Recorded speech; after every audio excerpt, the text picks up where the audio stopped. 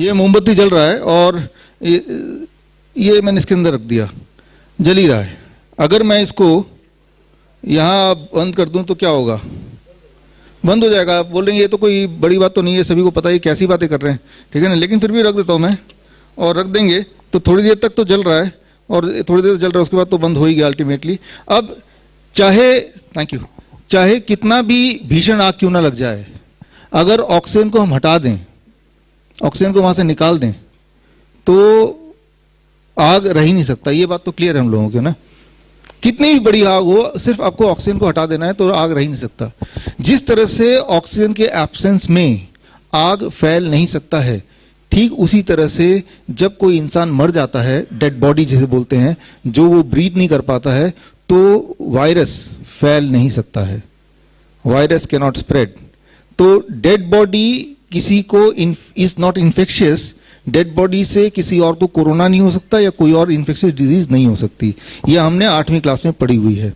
लेकिन अभी आपने देखा होगा कि जब भी कोई ऐलान होता है कि ये कोरोना से इनकी डेथ हो गई, तो उनके बॉडी को इस तरह से रैप कर दिया जाता है कि बॉडी का कोई पोर्शन ना दिख जाए सफेद एक पॉलिथीन में, और उसको दूर से भी टीवी में या मोबाइल पे वीडियो में उनके परिवार वालों को दिखाया जाता है, देखिए ये इनकी लाश है, और फिर उनको दफना दिया जाता है कि ये इतना इन्फेक्शियस है कि भाई आपको भी इन्फेक्शन हो सकता है।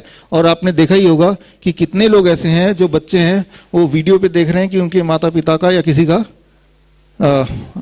अंतिम संस्कार हो रहा है। और किसी भी इंसान के जीवन में 2 ही दिन सबसे इंपॉर्टेंट होते हैं, एक दिन वो जिस दिन हम लोग पैदा हुए थे, और एक दिन वो जिस दिन हम मरने वाले हैं।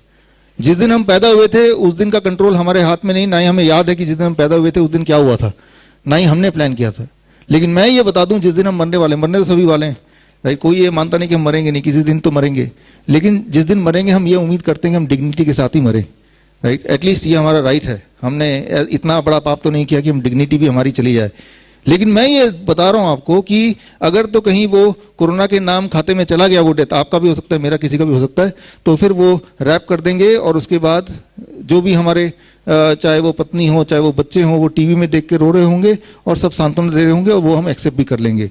जबकि सच्चाई ये है कि डेड बॉडी के not spread infection. Dead body से इन्फेक्शन का स्प्रेड, ना तो वो सांस ले सकती है ना वो बात कर सकती है। ये दोनों चीज बड़ी इंपॉर्टेंट है इन्फेक्शन को स्प्रेड करने के लिए। डेड बॉडी से इन्फेक्शन के स्प्रेड होने के चांसेस उतने ही हैं जितना कि इस लकड़ी को पकड़ने से, इस लोहे को पकड़ने से, पत्थर को पकड़ने से या अपने आप को पकड़ने से जितना इन्फेक्शन हो सकता है, उतना ही इन्फेक्शन का चांसेस है डेड बॉडी से इन्फेक्शन आने को।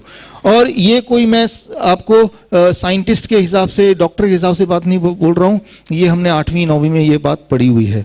लेकिन 140 करोड़ में से किसी ने ये सवाल उठाया? अच्छा, नहीं उठाया, ध्यान नहीं गया। अब तो ध्यान चला गया। अब क्या कोई सवाल उठाएगा? I do not know.